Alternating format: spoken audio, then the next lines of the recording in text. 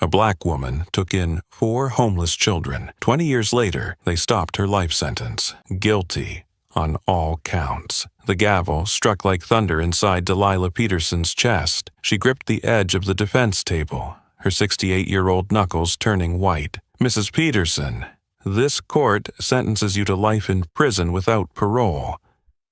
Judge Arthur Harrison's voice was steady, cold, almost mechanical. To her left, Prosecutor Riley Grant closed his folder with the precision of a man who already knew the ending. Behind her, Mrs. Patterson, Delilah's neighbor, sobbed, her cries mixing with the whispering storm rippling through the courtroom. The evidence against Delilah lay displayed like goods in a glass case. Fingerprints on the weapon, suspicious transfers into her account, surveillance showing her near the crime scene. Too neat, too perfect. A bailiff stepped forward with handcuffs. Delilah's mind shot back 20 years. The rainy night 4 trembling boys knocked on her door, the smell of hot cocoa and the promise she whispered, "No one will touch you as long as you're under my roof." "Wait!" A deep male voice rang out from the back, cutting through the shuffle of chairs and the sighs of resignation. Heads turned as 4 men strode down the aisle, the first in a charcoal suit, posture sharp, eyes like blades. The second with graying hair but a warmth in his gaze. The third, youngest, calm with the air of an engineer used to systems and precision. The last in a dark blazer, press badge swinging on his chest, carrying rolled-up blueprints and a poster tube. The leader stopped. "Your Honor, I am Daniel Reed, civil rights attorney. This is Dr. Michael Cole, surgeon at Northwestern Memorial, Timothy Shaw, CEO of Nexus Dynamics, and Ethan Brooks, investigative journalist, founder of Fairwatch." He drew a breath. "We are Mrs. Peterson's 4 sons. We have suppressed evidence proving she was framed, and witnesses once threatened are ready to testify." Prosecutor Grant shot up. "Objection! The verdict is final." "Give us 10 minutes," Daniel cut in firmly. "Enough to prove the digital chain of evidence was tampered with, and that the so-called victim was misidentified, a man we believe actually died years ago." Judge Harrison leaned forward, his eyes lingering on the 4 men, then back at Delilah. A murderer on paper, yet a mother who had raised a lawyer, a doctor, a tech CEO, and a journalist. He struck his gavel. "The court will stay the execution of sentence. 10 minutes granted." Timothy Shaw plugged a USB into the courtroom screen. Metadata appeared, timestamps off by 37 milliseconds between frames, 8,423 to 8,431. Hash strings failing to align. Video evidence clean to the point of forgery. He pointed to splices and algorithmic pinholes. Dr. Michael Cole laid down a folder. The left versus right knee surgery scars on Eddie Costanos in last week's broadcast do not match the right knee injury of the man claiming to be Eddie at Pier 4715 years ago. Ethan Brooks raised a FOIA envelope. Dental records, conflict, and money trails from charities into shell companies surfaced right before the accident. "You're saying the victim wasn't Eddie Costanos?" the judge asked. Daniel looked straight into the courtroom camera. "Your Honor, the real Eddie died long ago. An imposter, Marcus Webb, known as the surgeon, wore his identity for 20 years and staged this death to destroy my mother's final years." Gasps rippled across the room. From the far corner behind a marble column, Delilah glimpsed a shadowed figure. Her spine went cold. The face belonged to the past, to a night that should have been buried. She closed her eyes, steadying herself. "Don't shake. My sons are here. The light has returned." The gavel cracked again. "This court suspends execution of sentence. An evidentiary review will reconvene at 2 p.m. today. Judicial Police, protect the defendant and the presenting parties. The handcuffs froze mid-air. Delilah sagged, then saw them. Daniel, Michael, Timothy, Ethan, closing in. Mama D, just 2 words. The ice around her heart shattered. Yet the warmth pulled back old smells of mildew, rain, a knock at 2:47 a.m., hot cocoa, a torn envelope of $25,000. And Pier, 15 years ago, the night a stray bullet ripped across her chest. Memory, cornered like a beast, roared awake. 20 years it had never slept. Your Honor, Daniel said at last, voice low but resonant. This all began on a rainy night 20 years ago. 2:47 a.m. The pounding on the door was like the fist of a storm. Delilah jolted out of bed, her heart racing in rhythm with the rain. Through the peephole she saw 4 boys, Danny, around 12, Mike, 10, Tim, 9, Ethan, 8. Their faces were pale, hair-drenched, sleeves torn at the elbows, a fresh scratch on Danny's cheek still bleeding. Come in, boys. Another minute out there and you'll catch pneumonia. She opened the door. The smell of rain mixed with steaming milk. On the gas stove, cocoa simmered in a small pot. They sat around the wooden table, tiny hands wrapped around mugs, shyly murmuring, "Thank you." Ethan, the youngest, whispered, "Ma'am, are you calling the police?" Mike shook his head frantically, eyes glistening. They won't believe us. Tim darted glances around the house, memorizing everything. Windows, locks, the wall phone cord. Danny, the eldest, spoke like a grown man. We don't have a home anymore. They told their story in broken fragments. Their parents had died in an accident 2 years earlier. Eddie Costanos, a distant relative, took them in legally. At Eddie's house, his friends came and went. The boys worked for food. Work that no 12-year-old should ever know. Danny had planned their escape for months, waiting for a night when the men were distracted in a deal. Could we just stay here for one night? Tomorrow we'll go. Delilah looked at them, thin but polite. Eyes aged too early, yet burning with hope. Eyes she knew from her own childhood. She nodded. No one touches you under this roof. One sentence, and the boys exhaled as if breaking the surface of water. On the 4th morning, a tall, gaunt man in a tailored suit stepped through the door, Eddie Costanos. 2 guards flanked him like stage props. The faint scent of cigars and expensive cologne clung to him, carried in with the rain. "Mrs. Peterson, I've come to reclaim my property." He laid a folder on the table. Guardianship papers, court orders, medical files, all valid. Then he pulled out a brown envelope. $25,000. They're not yours. Delilah heard the tick of the clock, each minute hand cutting an inner line. 25,000 meant paying down her late husband's hospital bills, keeping the house from foreclosure, a real computer for Tim.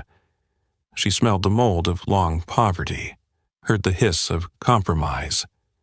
Then she lifted her eyes, the boys huddled in the hallway, hardly daring to breathe. In Danny's gaze, she saw him bracing for betrayal, the lesson life had already taught him. She took the envelope, then tore it in half. "Get out of my house, Mr. Costanos, and don't come back." Eddie's face didn't change, but his eyes thinned like cracking ice. "Very brave, Mrs. Peterson, very unwise. I always take back what is mine." He turned. At the doorway, Danny stood tall, hands trembling but eyes bright, with a faith just rescued from the edge. 5 years of warped peace followed. By day, Delilah cleaned schools. By night, she studied for her degree. Danny, now 17, received a thick scholarship packet from Northwestern. Mike, 15, volunteered at a free clinic. His hands surprisingly skilled. Tim, 14, built a computer out of scrap electronics, learning code from old manuals. Ethan, 13, wrote for the church bulletin, snapping license plates of unfamiliar cars, quietly building a witness log. Then the phone rang. Eddie's voice, smooth as velvet over steel. "I've been patient long enough." Strange, isn't it? A janitor who pays tuition, buys a used car, buys computers. The police will surely be curious. He threw his ace. Danny's trust fund has already hit $500,000, and I am the legal guardian. If he gets estranged, there will be questions about those withdrawals. A black sedan parked across the street, staring like an unblinking eye. Another rainy afternoon, the phone rang again. This time, a young woman's voice. "My name is Sarah Chen. My brother, Michael Chen, he's 11. He escaped Eddie 2 weeks ago." Eddie caught him again. "He says he'll trade Michael for your Mike, 1 for 1. Midnight, Pier 47. If not..." Her voice broke. Michael Cole's fists clenched white. He hissed through his teeth, "We're going." Delilah shook her head. "No." Danny slammed the table. "If we don't, the boy dies." Tim murmured, "We can't call the cops." The guardianship papers are still in his hands. Ethan opened his notebook. "I'll tip off an independent reporter, from a distance, with a camera. At least we'll have light." Pier 47. Midnight. Rain strung the air like wire. The 4 boys and Delilah stood together before the rusted maze of containers. Eddie appeared, slicked back hair, dark trench coat, 2 shadows flanking him. In front of him, a trembling boy, Michael Chen, the same name as Mike Cole, wrenching the would-be doctor's heart. "They've grown too much," Eddie said, his smile razor-thin. "Time to come home." "Home is here," Danny answered, standing firm. "Home is where the papers say it is." Eddie narrowed his eyes. Negotiations collapsed. One thug drew a gun. From the dark, Sarah Chen lunged with a crowbar, smashing his wrist.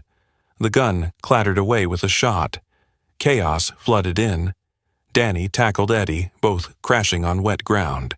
Eddie twisted like a cat, knife flashing at Danny's throat. "Stop!" Mike grabbed the gun, standing tall, steady hands.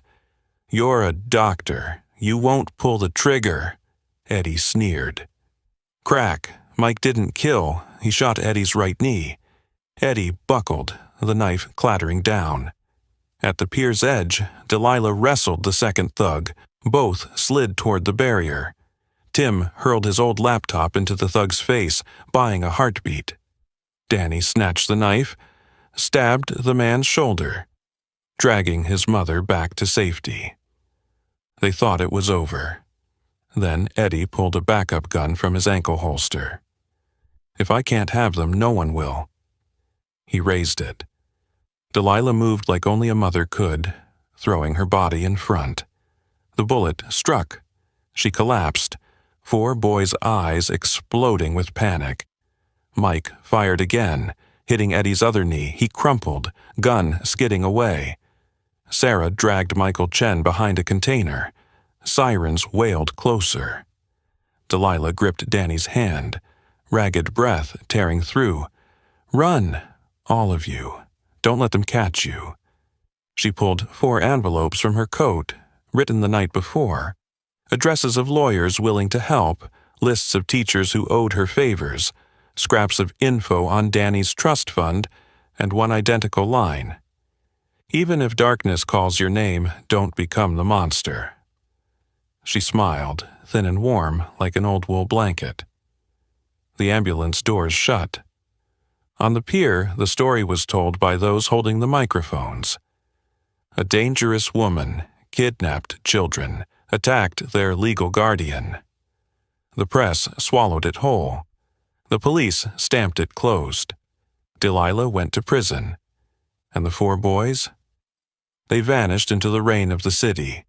Danny embraced the law, Mike embraced medicine, Tim embraced code and digital evidence, Ethan embraced the light of the press. They made a vow, not in words, but in the burn scar across their hearts. They would come back for their mother, but only when strong enough to save her without killing. And somewhere along the lakeshore, someone was already waiting for that vow, to spring the perfect trap 20 years later. 15 years had passed since that stormy night at Pier 47. The 4 boys had grown into 4 men walking different paths, but each carried the same core forged in Delilah's small kitchen. Never betray the kindness that saved you. Danny Reed, was battle-worn in civil rights cases, accustomed to the sweat of mediation rooms and the glare of media lights. With every appeal file, he whispered one of Delilah's lines. "Justice doesn't come on its own. You have to drag it toward the light." Dr. Mike Cole had become a trauma surgeon, hands keeping people alive through hours-long operations. No decision is worth making if it costs an innocent life, he told residents as if reminding himself. Tim Shaw, founder of Nexus Dynamics, spent years digging into data integrity, the shield he believed could defend against false narratives. He was obsessed with digital traces, hashes, timestamps, logs, obsessed with how truth could be bent by milliseconds. Ethan Brooks built Fairwatch, a community journalism network, a nervous system of independent writers, volunteer lawyers, librarians, and cameramen. A sign hung in his small office. Whoever holds the mic holds the story. Give the mic to those who have none. One winter morning, each of them received the same letter stamped from Cook County. Delilah's shaky handwriting. Tomorrow marks 15 years since Pier 47. The man calling himself Eddie may be released early. I fear he's not done with you. Don't let the darkness break your hearts. Danny stared at the line, his hand trembling. He dialed a number older than the scar on his wrist. On the other end, Mike froze. It's really you. 2 seconds of silence stretched an ocean wide. Let's meet, a diner halfway. They settled on a Kansas City diner, neutral, muffled. The 4 sat around a scratched plastic table under flickering neon. Ethan placed down a FOI response, dental charts of Eddie from recent years versus old records before Pier. Anchor points don't match, Mike added flatly. The surgical scar the press showed last week was on the left knee. That night at Pier, I shot his right. Tim opened his laptop. On the screen, hash graphs and timestamps from prosecution-submitted camera clips. Frames 8,423 to 8,431, lag 37 milliseconds. Splice points. Mike's phone buzzed with a long-set Google alert. Body found in warehouse district identified as Edward Kostanos, 68, suspected homicide. Orchestrated from prison, Delilah Peterson, the air thickened. Son of a bitch, Danny growled. Either he's truly dead and they're pinning it on Mom, or Eddie's been dead for years, and the imposter is staging another death to seal her coffin. Ethan, calmer than the rest, as if he'd waited for this. Whatever the case, we need to wrench the story out of their hands. He slid Danny a list. 3 independent outlets, 2 civil rights attorneys, 1 group of librarians obsessed with microfilm. Fairwatch is ready, but for this to last, we need Tim's digital weapons and your legal shield. First, we go to court, Danny said. If we win a stay of execution, we buy time to unlock everything. And they did. As told in Part 1, 10 minutes before Judge Harrison, 3 files and a USB shattered coincidences too clean. The cuffs froze mid-air. At 2 p.m., the court convened an evidentiary review. The 4 scattered to prepare. That very noon, Danny's phone buzzed with an encrypted email signed by an unfamiliar key. Tim glanced once. Modified military grade. The message was short. Your mother has 48 hours. Meet where it all began. Only you. Old friend. Danny read it aloud. Mike set a hand on his shoulder. Don't bring a gun. Ever. Tim nodded. Bring data, Ethan exhaled. Bring the public. Night. Pier 47 again. Wind off the lake whistled through containers, carrying back the scent of that old rain. The four stood in diamond formation. Danny at the tip, Mike to the left with his medic bag, Tim to the right with a transmitter the size of a phone. Ethan at the rear, a lapel mic clipped to his jacket. Body cams rigged by Tim streamed live to a worm vault. Write once, read many. Leased independently by Nexus. Written once, no one edits. From the shadows, a man emerged. Tall, gaunt, hands long and steady to the point of menace. Marcus Webb, the surgeon. He spoke like lecturing. Eddie was an amateur. He indulged, wasted. I cut him out, wore his name for 20 years, shaped the ecosystem so tonight you'd walk here on your own. I fed you opportunities. Northwestern had sponsors. Nexus had lucky investors. Reed had witnesses suddenly brave. I didn't kill you because I wanted to prove unconditional love is only a tale. Tonight it will shatter before your mother's eyes. You're live, Ethan said, voice low but carrying through the mic. 3 outlets, 1 public vault, you can't erase it. Tim pressed a switch. Floodlights around the pier flickered, glitching. Marcus had seeded malware in auxiliary circuits, making beams stutter to reveal his gunmen above. Sirens swelled, not 1 car, but many. Detective Ray Kowalski had Ethan's oxygen of public pressure. If cops arrived late, the whole city would see. Marcus paused a beat, then smiled. Pretty, but not enough. He tilted his head, signaling into the dark, just before SWAT stormed in. Commands barked. Marcus was cuffed. He leaned toward the camera. If I fall, contingency takes shape. Your mother will die believing you betrayed what she taught. Never kill. His words dropped into the pier like a stone. At dawn, in a police precinct lounge, Danny's phone rang again. A distorted voice. Mrs. Delilah Peterson is in a building rigged with enough explosives to erase a block. If Marcus lives past sunrise, it blows. If you call more cops, it blows. If 3 of you leave the country in 24 hours, it blows. Prove she's alive? Mike snarled. Silence. Then a voice, raw and unmistakable. Danny, it's Mom. Don't kill anyone for me. Please. Delilah, beep, beep. The line cut. The room froze. 2 doors, Danny rasped. 1, kill Marcus to save her and kill our souls. 2, stay clean and let them detonate. There's a 3rd door, Ethan said, locking eyes with each. It's called Light. Find the command hub, disable the trigger, and rip the story from their hands. Tim closed his eyes, replaying the call.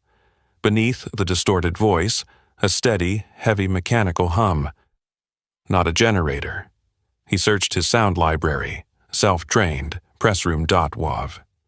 Industrial printer. Danny shot up.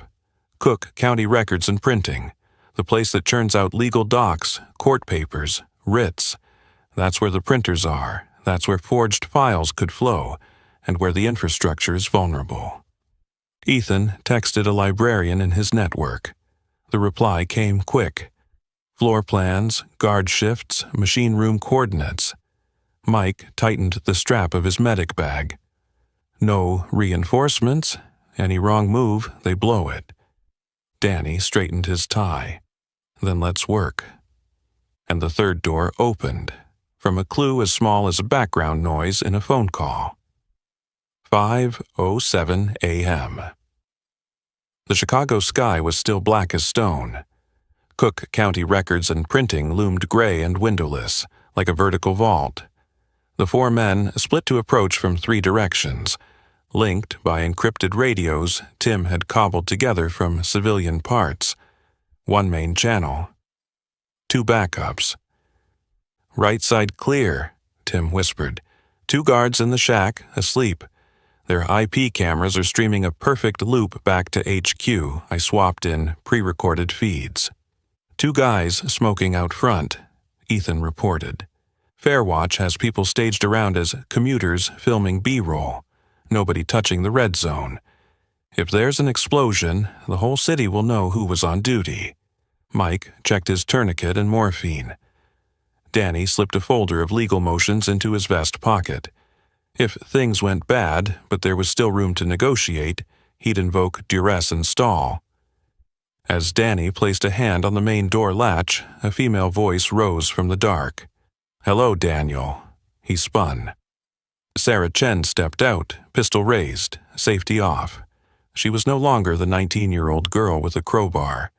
Her eyes were steel. "Sarah, don't. We're trying to save my mother and everyone else." "And my brother?" Sarah's lips trembled, but the barrel did not. "An 11-year-old named Michael, dead 3 blocks from Pier that night from internal injuries. He died calling your names. And you? You vanished into the dark." Danny felt punched in the chest.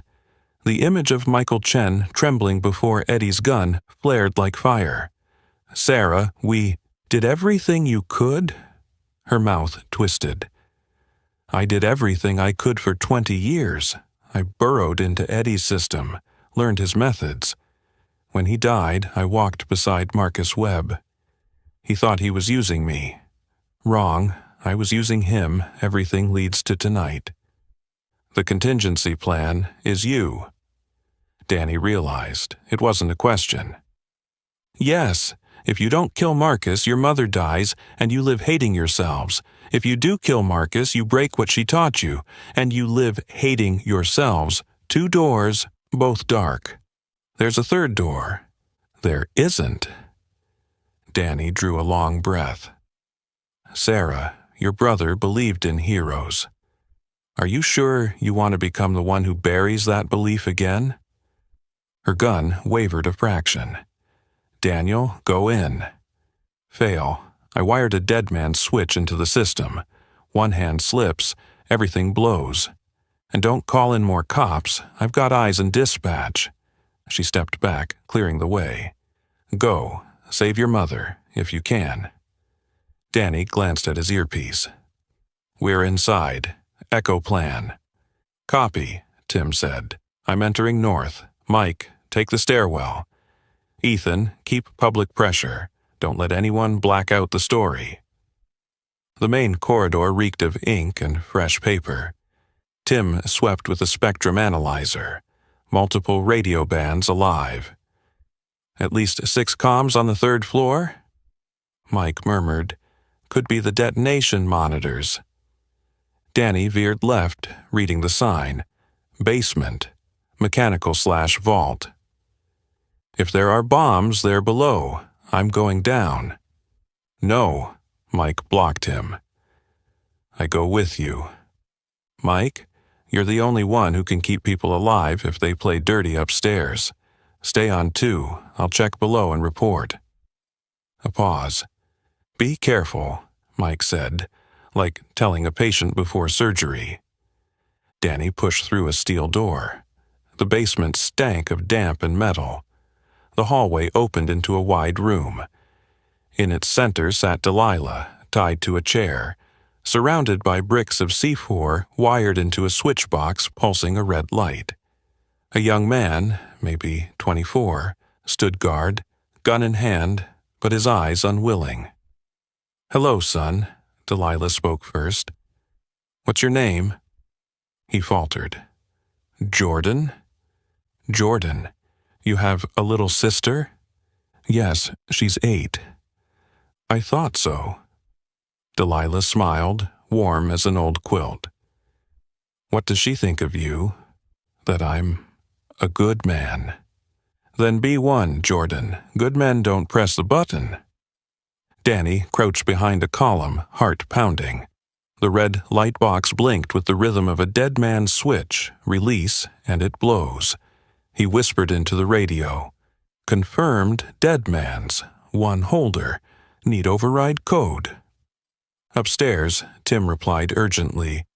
If it's Black Market New Gen, overrides a 5 to 6 digit string tied to a trigger event. Could be a special date. Ethan cut in.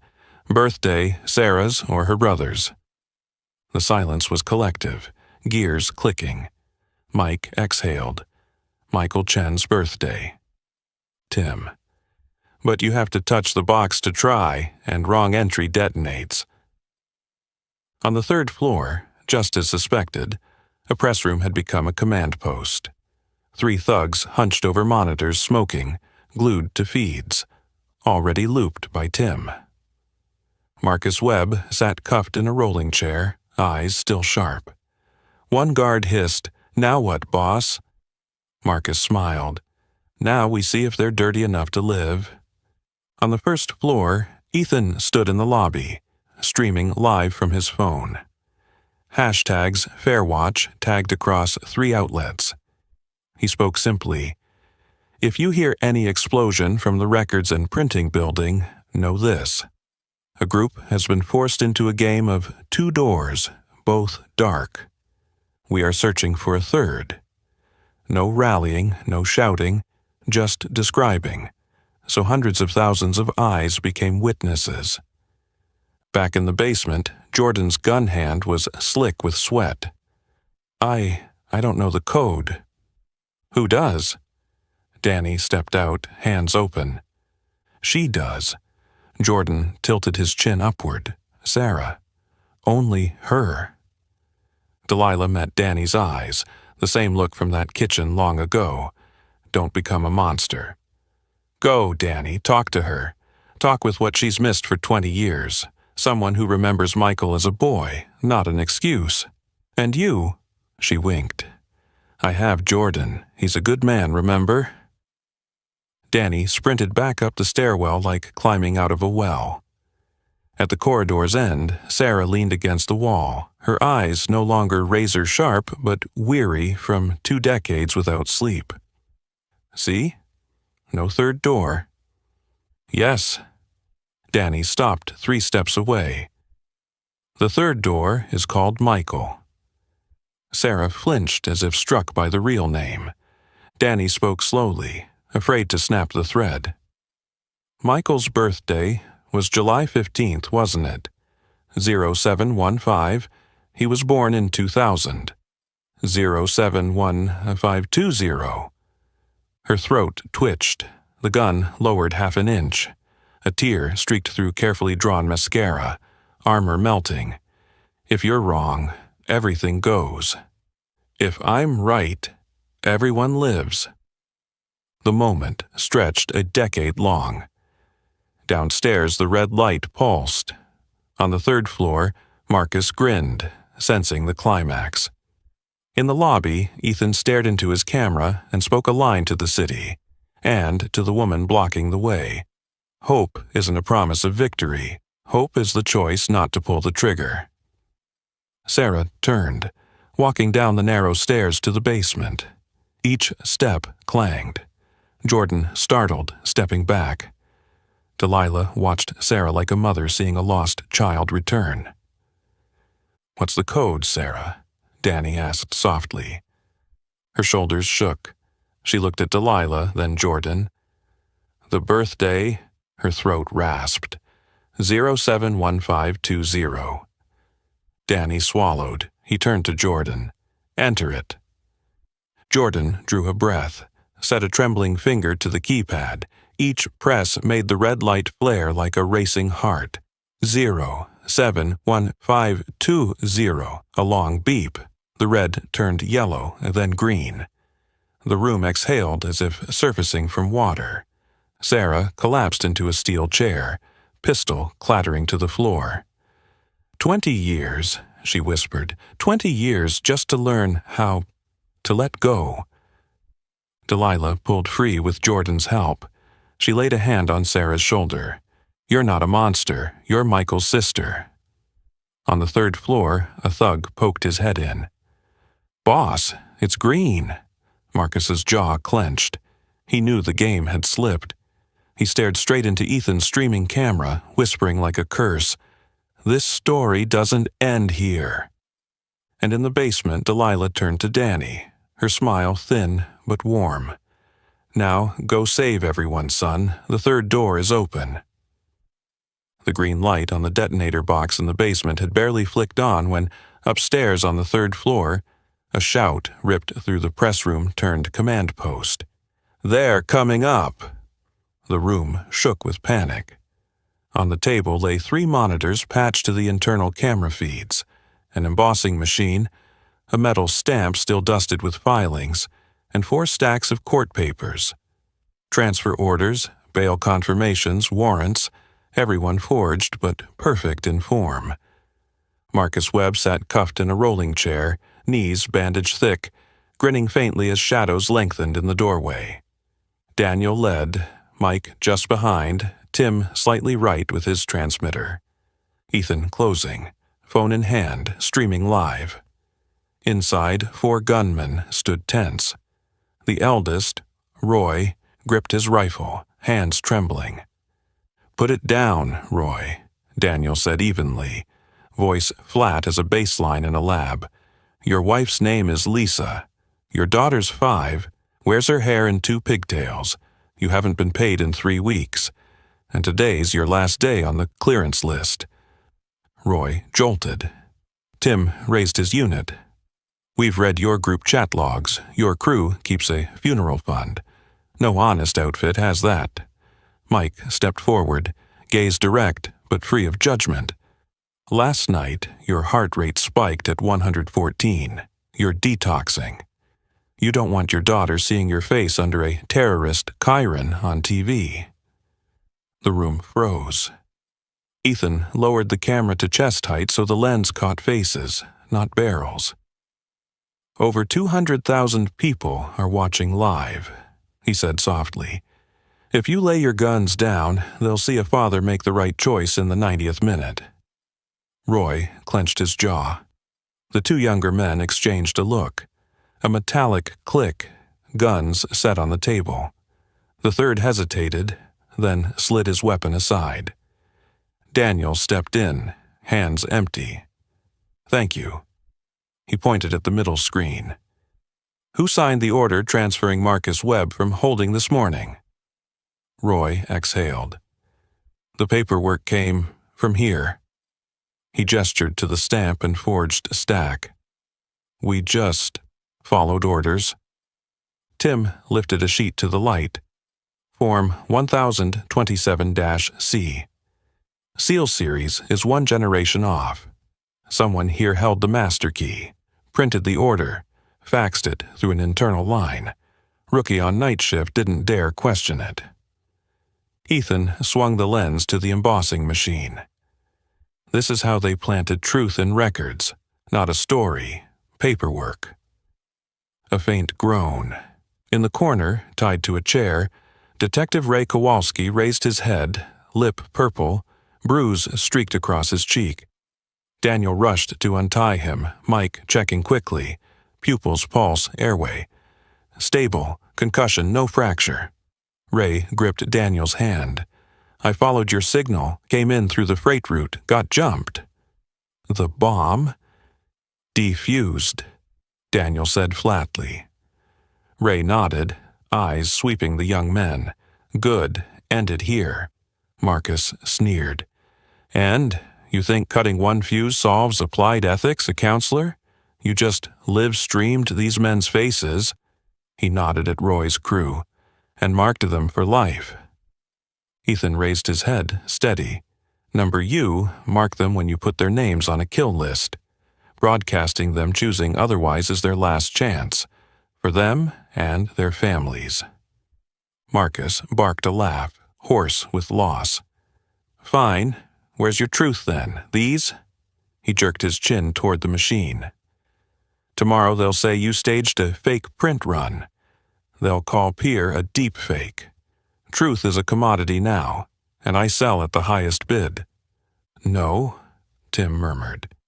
"You sell smoke. We store stone." He set his transmitter on the desk. "Every byte from Peer till now is logged into worm vaults in 3 regions, hashed publicly. Here we've imaged your embossing press, your stamp, your forged batches, and—" He yanked open a drawer, pulling a sealed box. "The original transfer order you signed yourself, Marcus, inked signature." Marcus stiffened, sweat trailing at his temple. "You're not alone," Ethan said, tilting the lens onto Marcus's face. "You have sponsors, people who love revenge through systems. But Sarah let go of the trigger. They don't have a switch anymore." At her name, the room softened. Sarah Chen stepped into the doorway, not the cold soldier, but a woman whose tears still glistened, hands trembling.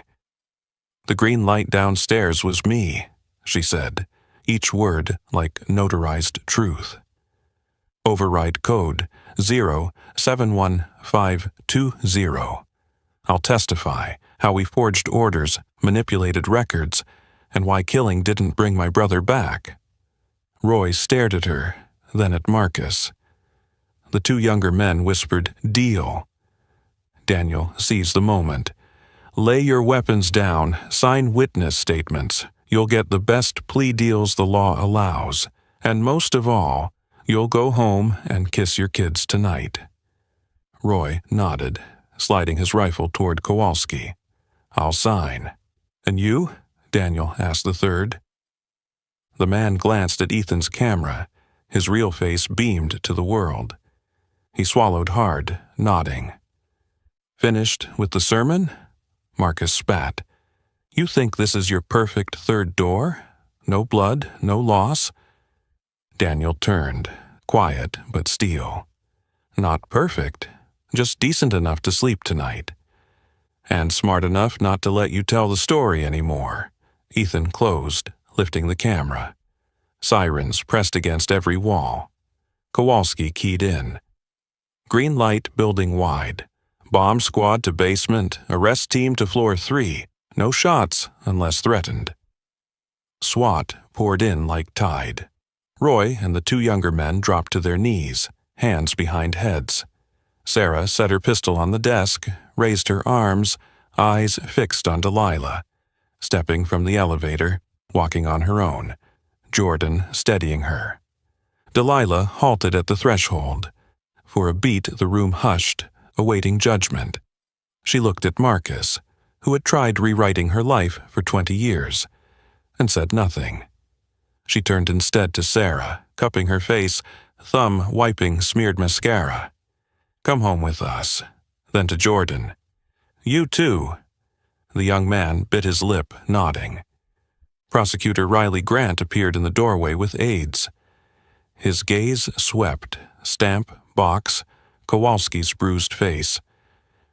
"You've just created a storm," he said. Daniel replied, "No, sir, the storm's been here. We just pulled the clouds apart so everyone could see." Riley pressed his lips, already calculating. Court at 2 o'clock would burn. As Marcus was wheeled out, he twisted back, forcing a smile. "You think you saved the story, but numbers aren't with you. The public forgets fast." Ethan shrugged. "Maybe, but records don't." He panned the lens to the embossing press, the forged stacks, the physical proofs. The fixed camera caught the final tableau. Roy signing cooperation, Sarah giving her statement, Jordan bagging his gun. On the wall behind, a hand-drawn map revealed Marcus's network, red marks across the city, lawyers, officials, fake trusts. Daniel stared at it like the roots of a poisonous tree. "We just cut the trunk and low branches," he murmured to Tim. "The roots wait in court." Tim nodded. "And in the public eye." Ethan added, "And in the records, Mike. And in men like Roy." Delilah ended with a sigh, touched by a smile. "And in good sons." The elevator doors closed, carrying them to the lobby where medics waited. Outside, the sun pulled a thin orange line across the horizon. At 2 o'clock, the court would reconvene to review evidence. The four sons clasped their mother's hands tightly. The third door had opened, but ahead the courtroom was still the arena, where truth had to be not just right, but louder than the noise. The hallway of Cook County Court was like a runway of press. Microphones, lights, and lenses lined both sides. Ethan walked first, holding high a placard reading, "Fair Watches Live." Part signal, part talisman. Rumor fears the light. Delilah walked in the middle, Daniel, Mike, and Tim forming a shielded arc around her. Behind them, Sarah Chen followed, not in cuffs, escorted by Detective Kowalski toward the witness room. Judge Arthur Harrison sat upright as the gavel cracked open the evidentiary hearing. Defendant Delilah Peterson, previously convicted, now reviewed on new evidence submitted. His gaze dropped. Riley Grant for the prosecution. Daniel Reed for the defense. Proceed. Daniel rose, calm, neither booming nor trembling. Your Honor, we present 3 pillars of evidence. 1. Physical evidence recovered at Cook County Records and Printing, proving falsified court documents, including the forged transfer order of Marcus Webb. 2. Direct witnesses involved, Sarah Chen, Roy Alvarez, Jordan Parks. 3. Digital data from cameras, servers, and publicly logged worm repositories guaranteeing integrity. Riley leapt up. Objection. Evidence recovered in an extrajudicial operation. Fruit of the poisonous tree. Detective Kowalski stepped forward, voice rough. Police received credible threats of a mass bombing. Accessing the site and securing evidence was lawful under exigent circumstances. He placed a bomb squad signed report on the bench. The judge nodded. Tim took the screen. Here's the hash of all data since 0000 today, stored on 3 independent worm vaults, publicly verifiable at, he read off the string. Anyone can confirm. This is the spliced camera log, frames 8,423 to 8,431, offset by 37 milliseconds. Metadata fingerprints on forged transfer orders, all pointing to one embossing machine. Riley tried to wedge in. Hashes and worm logs are expert opinion. Harrison waved him off. Prosecution may rebut technically in due course. Continue. Mike stepped to the stand, hands still faintly smelling of antiseptic. I, Dr. Michael Cole, confirm the right knee wound of the man posing as Eddie at Pier 4715 years ago. The autopsy of Edward Costanos just reported showed a left knee surgery scar. They do not match. He submitted radiographs and reports. Riley countered, there could have been 2 surgeries at different times. Mike, possible. Except the new x-rays show no trace of old screws. The left knee was untouched before. Ethan kept the public-facing case tight. FOIA dental records matched by an independent dentist. Microfilm archives from the county show Eddie had a missing front tooth, while the body yesterday had a full set. Structures differ. He filed notarized copies. Then the witnesses. Roy Alvarez, trembling, told of liquidation lists, late pay, an internal funeral fund, and orders from the surgeon. Jordan Parks recounted the dead man's switch, his 8-year-old sister, and Delilah's question, what does your sister think of her brother? Finally, Sarah Chen. The courtroom hushed as she placed her hand on the Bible, or swore by procedure, her voice rough. I designed the contingency plan. I held the override code 071520, Michael Chen's birthday, my brother. I chased vengeance for 20 years. Tonight, I learned revenge does not bring the dead back. I am ready to testify about the forged orders, the red points, and the sponsors. Names? Daniel asked. Sarah glanced at Ethan, then locked on the judge. Some are not physically here. The sealed list is in a USB given to Det, Kowalski. Reason for sealing? Riley pressed. To protect witness lives and not derail an ongoing federal investigation. Kowalski confirmed. Correct. Riley pivoted to attack, harping on extrajudicial, possible staging, Sarah's motive. He floated a theory. Delilah coordinated Sarah from prison, staging a play to save herself. Daniel rose before his turn.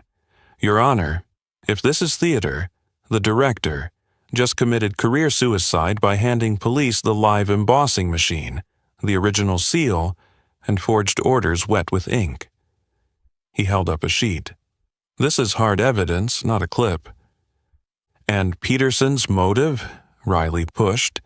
She has every reason to invent. After 20 years of preaching morality, she now spins a tearful script to escape prison. Delilah stood. She did not look at Riley. She looked at the jury that wasn't there, her imagined jury, her sons.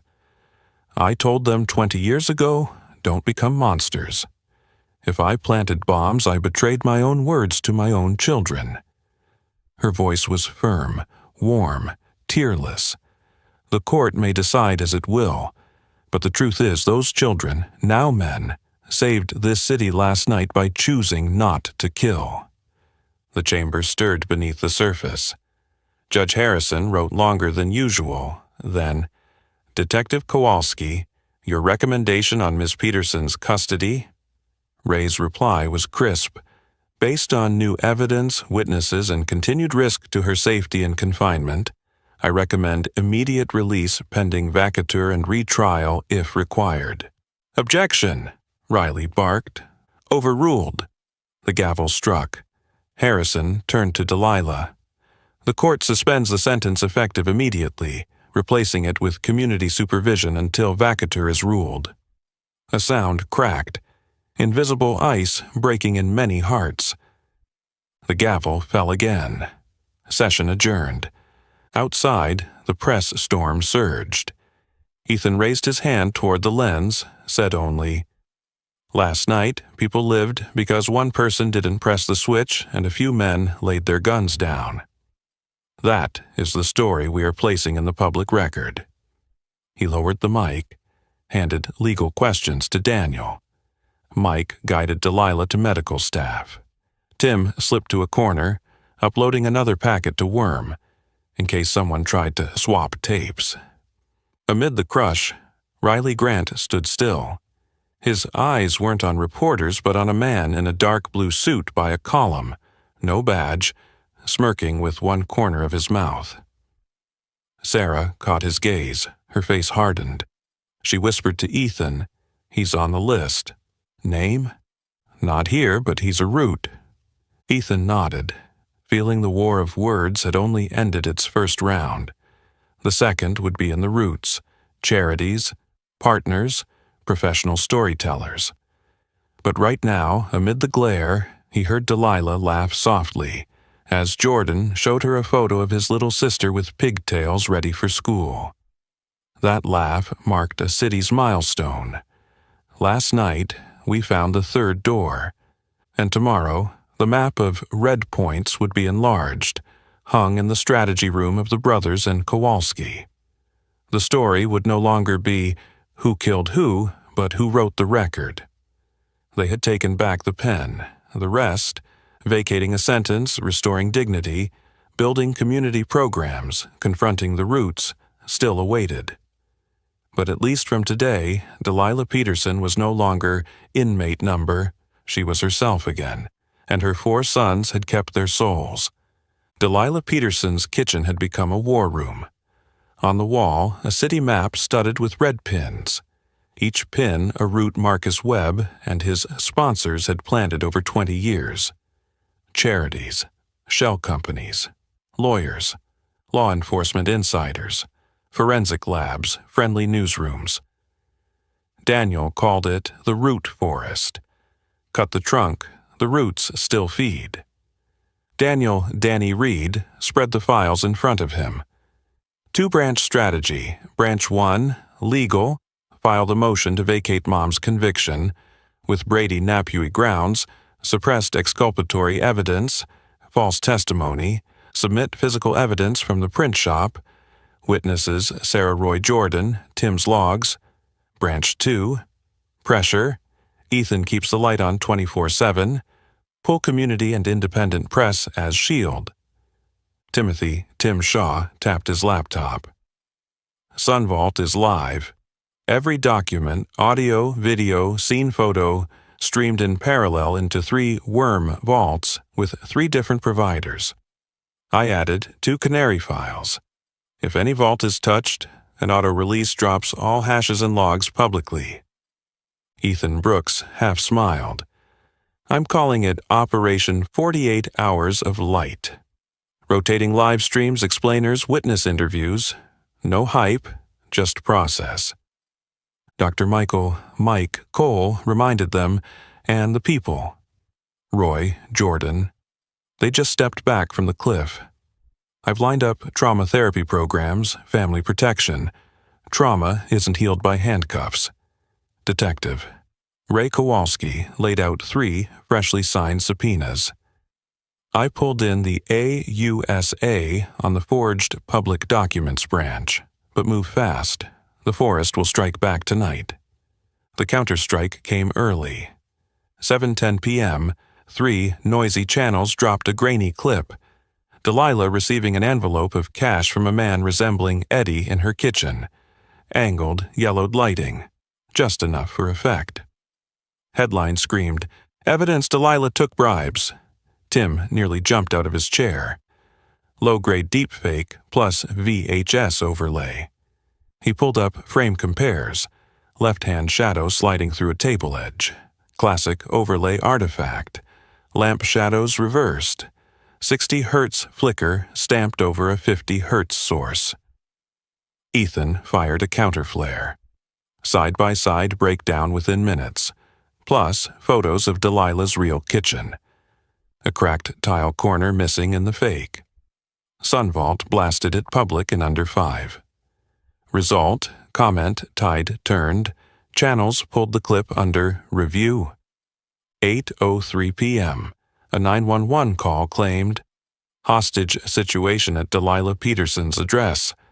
Classic swatting. But dispatch flagged yellow. Kowalski had pre-registered the house under Verify First. He rang Ethan directly. Someone wants you no-knock rated? Blocked it. Thanks, Ray. Ethan collapsed into his chair, sweat breaking. Outside, a silver sedan idled behind trees.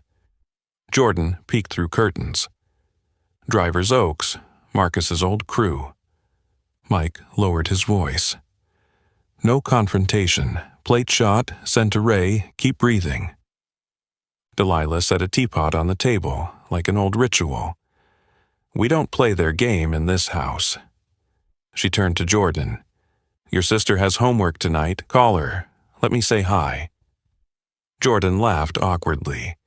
Tension dipped a notch. 9:30 p.m., Riley Grant appeared at the door. No cameras, no aides.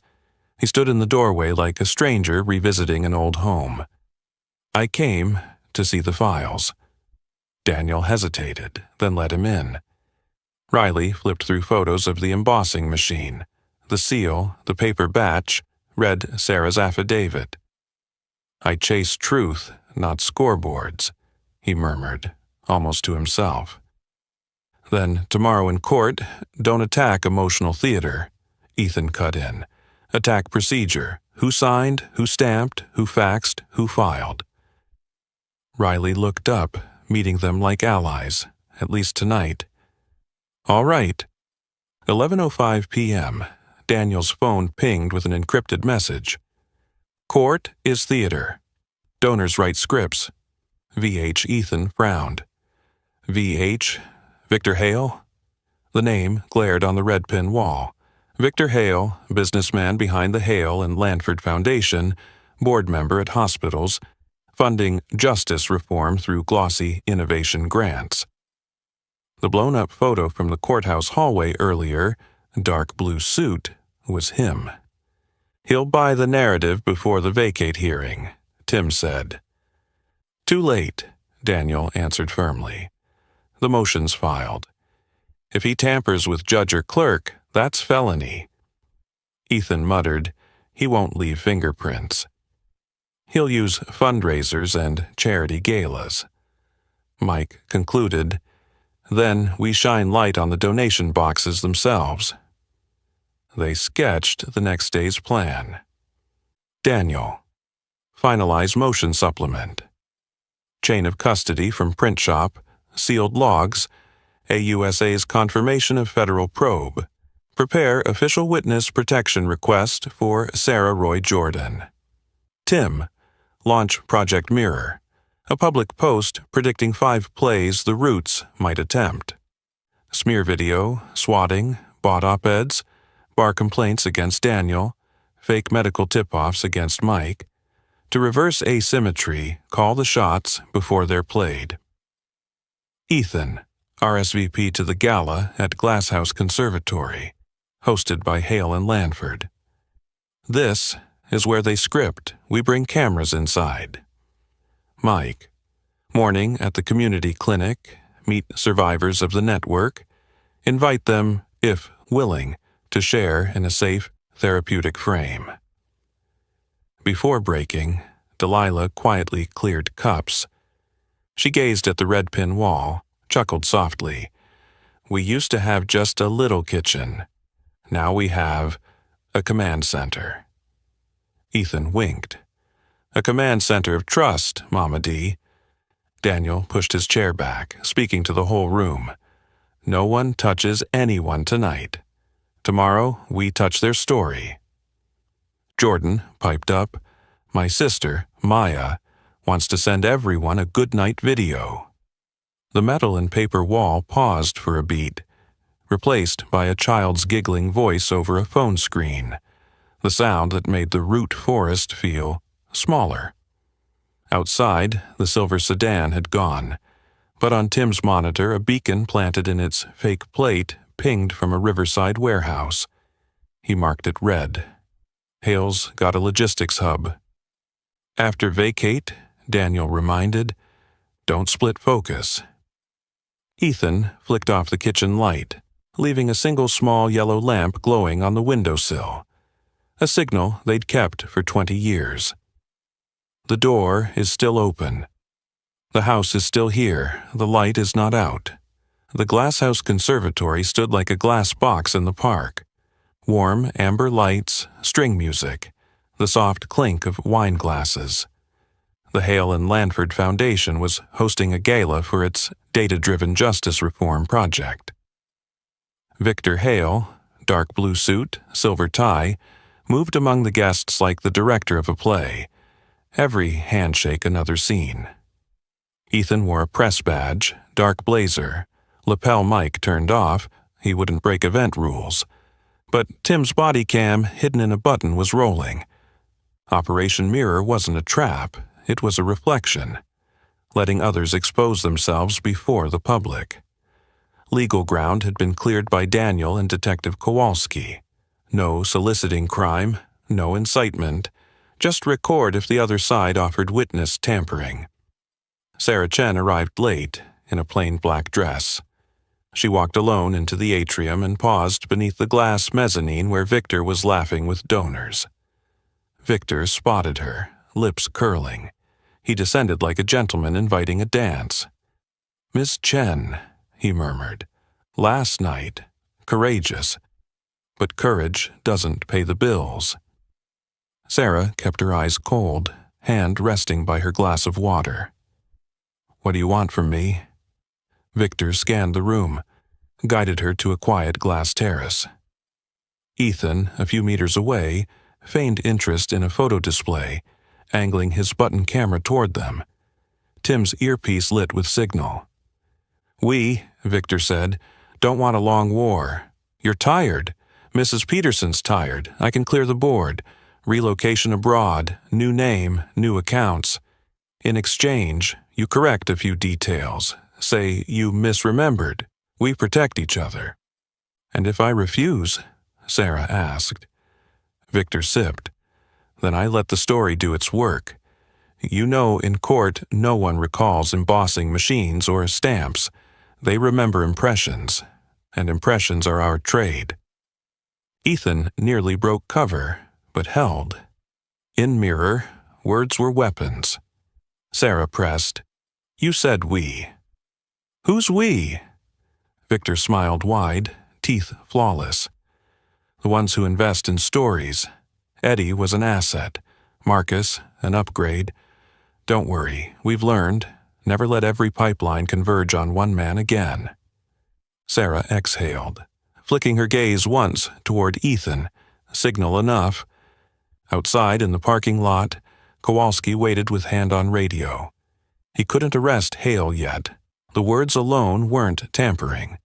But he did have warrants for anyone offering money or benefits to sway testimony. Enter Cole Maddox, Victor's aide, disguised as an event coordinator with earpiece and clipboard. He leaned to Sarah. "Step with me, logistics room." Sarah froze. Ethan stepped lightly between. "She's not going anywhere. If there's an offer, say it here." Maddox hissed lower. "We'll channel 100,000 into a charity named for your brother." "You just confirmed to press the green light in the basement was a code entry error." That was enough. Ray spoke into comms. "Offer of benefit for testimony confirmed. Move." 2 plainclothes swept in through the glass doors, flashing badges. "Cole Maddox, you're under arrest for witness tampering and obstruction of justice." Victor stepped back, face stone then smooth. "Gentlemen, you're disrupting a lawful civic event." Ethan lifted his phone, mic live now, voice clear. "The public has the right to know when memory is traded for cash."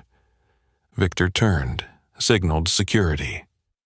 2 black-suited guards blocked the glass exit to the garden.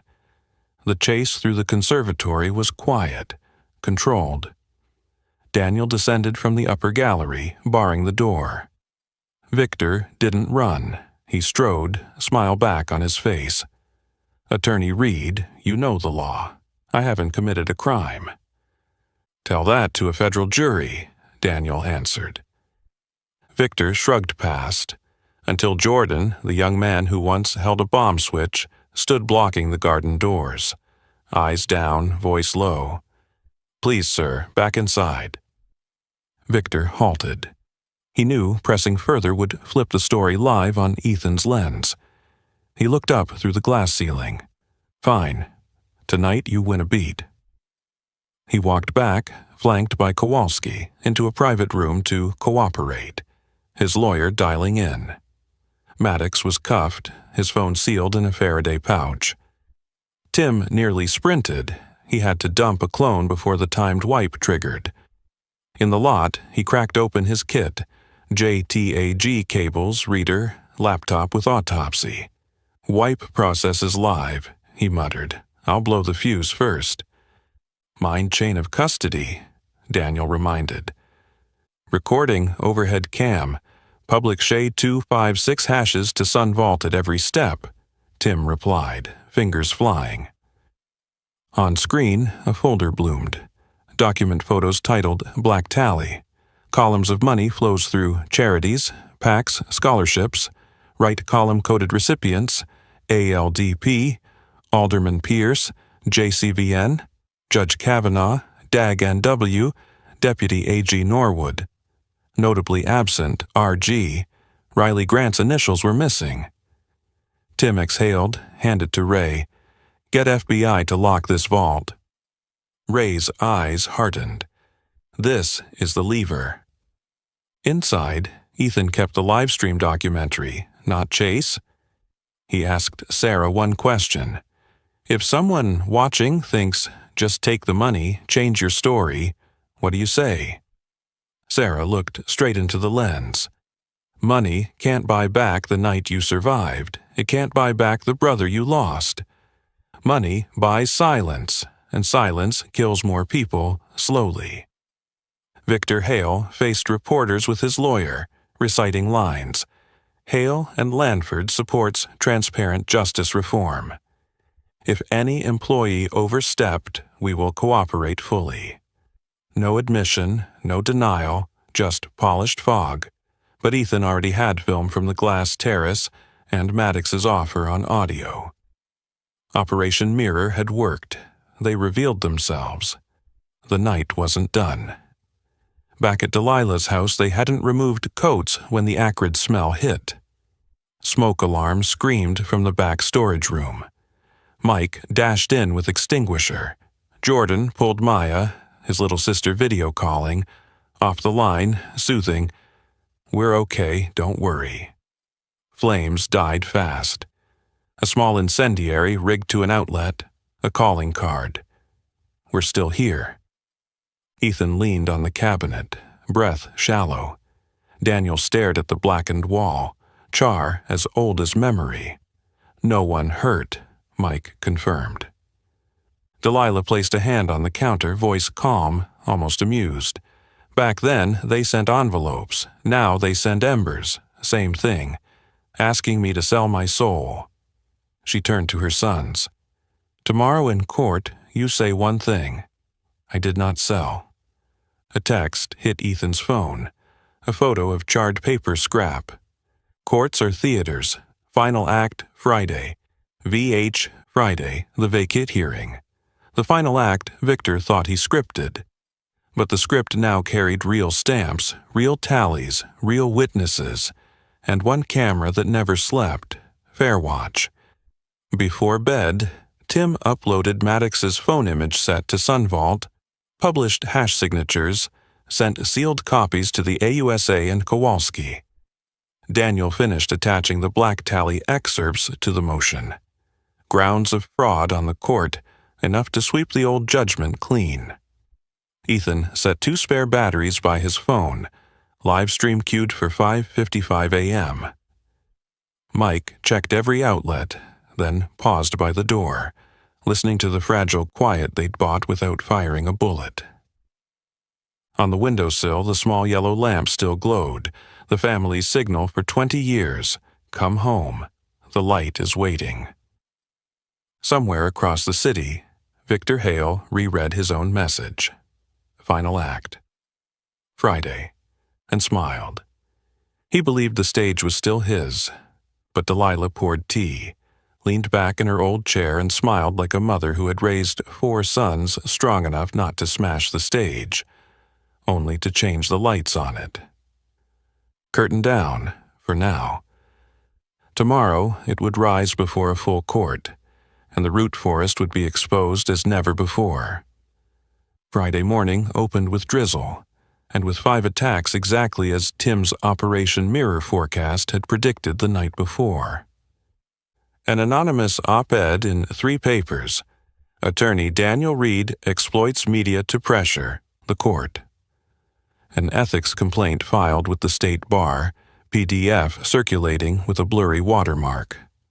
A fake malpractice tip against Dr. Michael Cole, with cropped photos from some old surgery. An audio clip of Delilah whispering, "I did it," a voice clone, obvious. A light DDoS hit on Sunvault. Every strike bounced off. Tim had published the 5-move forecast in advance, so the public was armored. Original file hashes from days before confirmed Sunvault hadn't been altered. The 3-zone worm system guaranteed no edits. Ethan released a 2-minute explainer. The Confession Whisper had a studio RIR, room impulse response, profile, while Delilah's kitchen had cracked tile, wood grain, and an old AC unit, all producing a different echo. The clip spread like a vaccine. Viewers learned to hear with reason. 8:55 a.m. The Cook County Courthouse Hall buzzed like a concert. Detective Ray Kowalski swept for false fire alarms, the trick he guessed Hale would pull. Prosecutor Riley Grant arrived alone. He paused half a beat before Delilah. "Mrs. Peterson, whatever the outcome today, let me say, I'll chase the roots." Delilah smiled like a mother patting the head of a stubborn son. 10 a.m. Judge Arthur Harrison struck the gavel. Hearing on vacatur for Delilah Peterson is now in session. He ordered no phones ringing, no noise, but allowed court media to record. If it's public record, the light must be enough. Daniel opened, voice steady, setting 3 pillars cleanly. 1. Fraud on the court via forged orders, embossing machine, and stamp recovered at records and printing. 2. Brady Napway, exculpatory evidence suppressed, false testimony polished. Third witness chain. Sarah Chen designed the dead man's switch but dropped the key. Roy Alvarez ordered to clean evidence. Jordan Parks laid down his gun for his 8-year-old sister. Tim presented the flowchart. Forged order, internal fax, rookie night clerk, file slid into the rail as truth. He projected metadata, hashes, photos enlarged, calmly guiding the jury in their minds. Riley rose, not to oppose, but to add, "The prosecution acknowledges the data's integrity. We request the court vacate the conviction and refer the fraud on the court record to federal jurisdiction." The words yanked a pin. Murmurs rippled. Right then, the fire alarm shrieked. Old trick. Harrison frowned. Ray keyed radio. 4th floor kitchen, fake smoke. Hold session. His pre-protocol with fire crews kicked in. Verify before evacuate. 2 taut minutes. Silence. Then the alarm cut. Ray glanced at Ethan. Wait for strike 2. Strike 2 came digitally. A leaked email on social media. Tim supposedly instructing Ethan to produce theater. Tim smirked, pulled Sunvald. "Here's the real email. Wednesday afternoon, subject line script. But script here means technical script, setup, hash, worm, release procedures to avoid poisoned fruit. I posted it last night. On screen, the genuine text burned the leak to ash. Lesson of the day, script doesn't always mean drama." Sarah Chen took the stand. She told it uncut. 20 years of hate. Pier night, code 071520, as Michael's birthday, the moment her hand let go. "I thought the iron arm kept me safe. It only made a whole city tremble. I chose the 3rd door when I remembered my brother was human." Her voice did not break, but it warmed. Roy and Jordan followed, each carrying a family in their eyes. The AUSA, invited amicus, rose. The forged public documents cases opened. The black tally ledger from Cole Maddox's phone, sealed, ties PAC's Foundation's officials.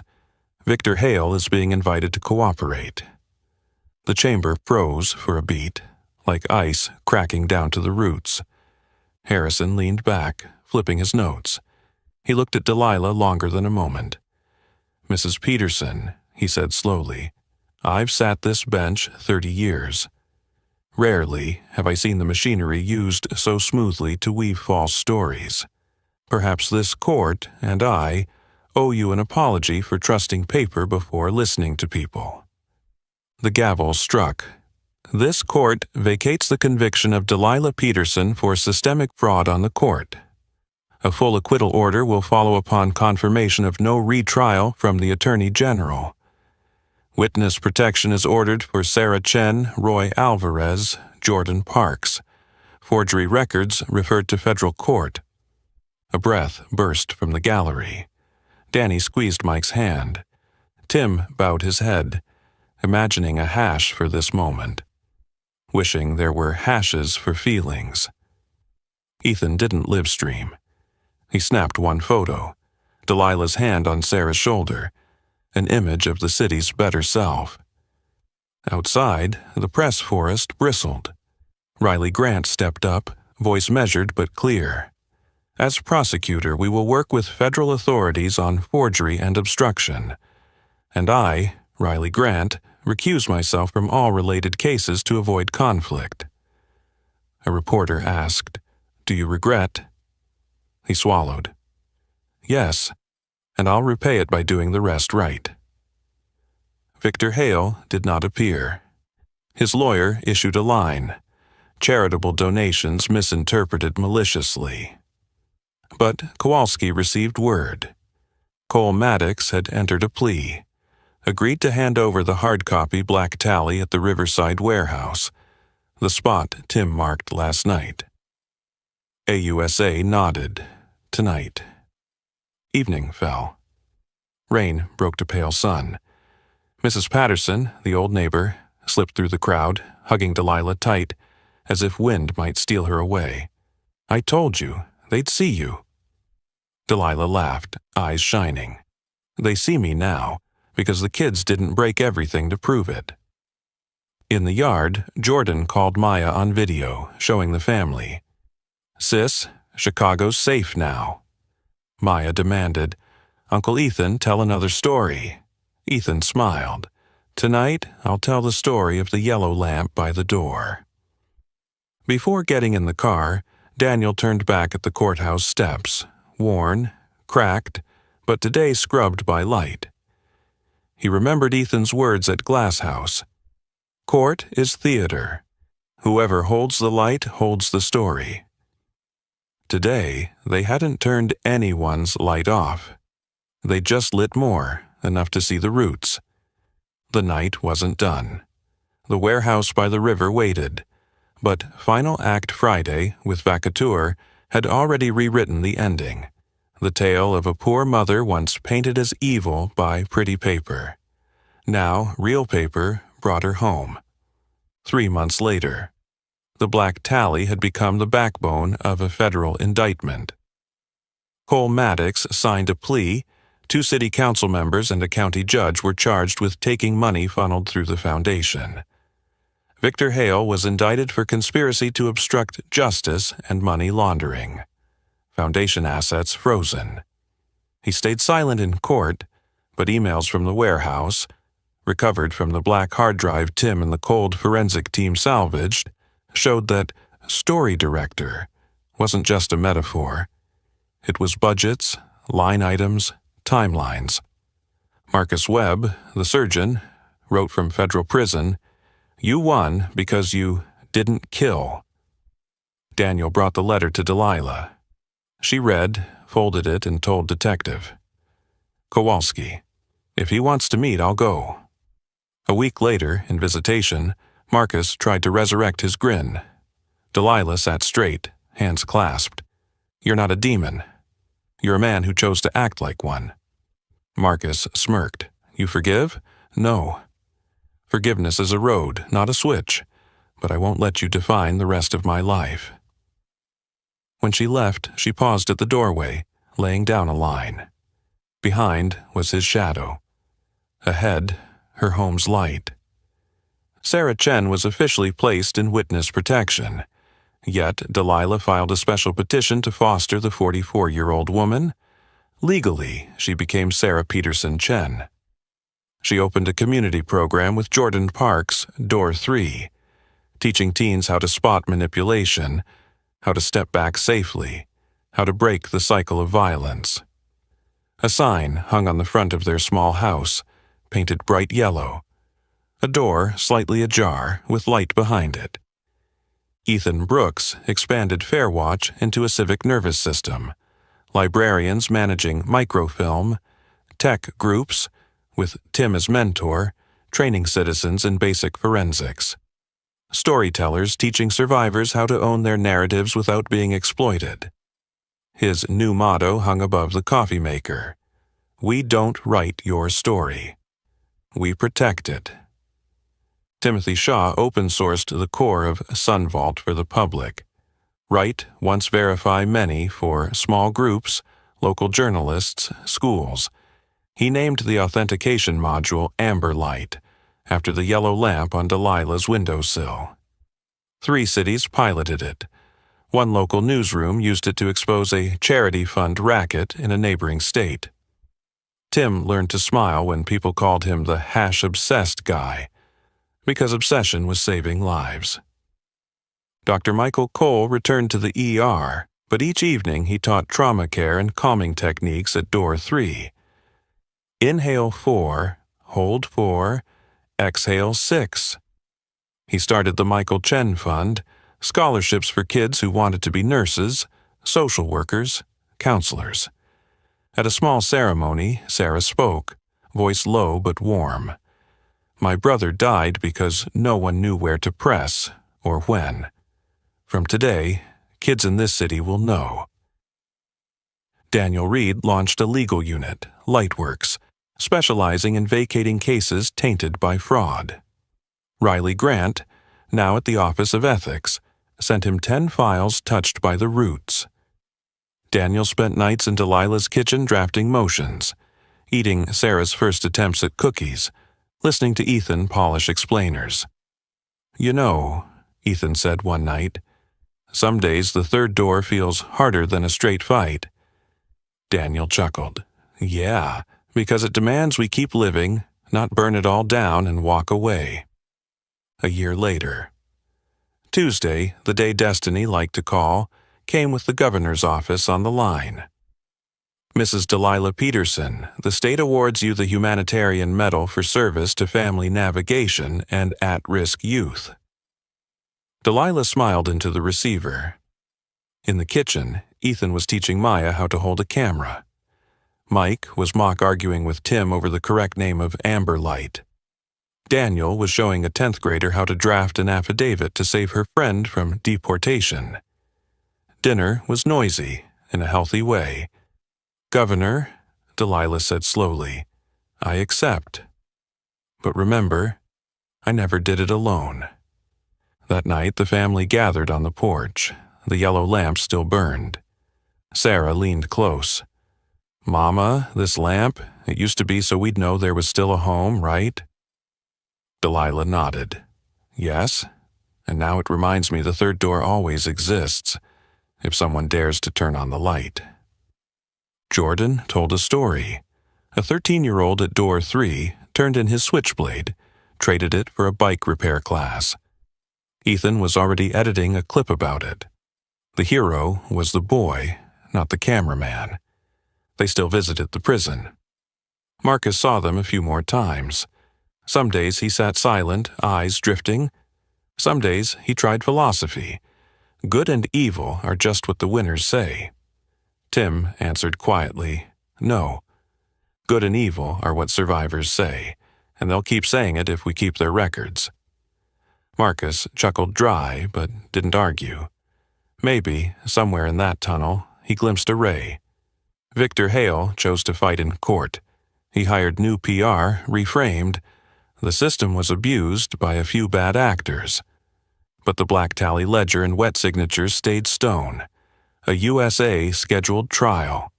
Ethan reminded the team, we don't cheer someone's downfall. We cheer the process done right. Daniel nodded. Exactly. Delilah's house grew.